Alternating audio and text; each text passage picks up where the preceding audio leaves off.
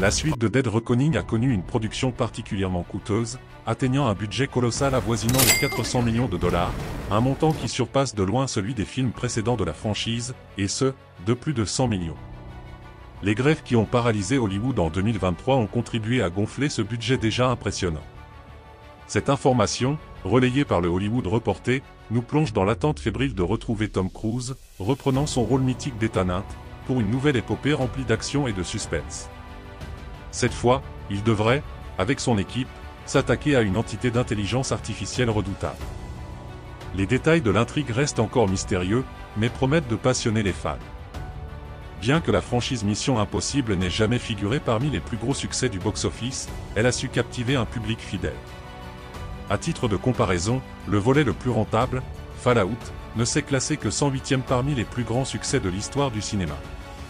Pourtant, l'attrait pour ces films reste intact, en grande partie grâce aux cascades audacieuses de Tom Cruise, qui, avec une intensité hors du commun, insuffle une authenticité presque palpable à chaque scène d'action.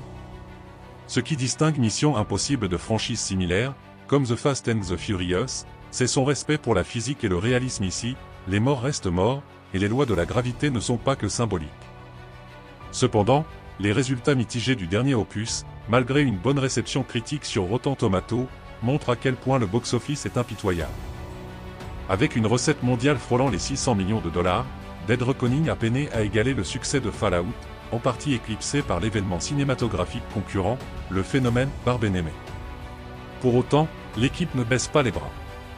Ce dernier volet en deux parties semble bien décidé à redorer le blason de la franchise, avec un investissement maximal.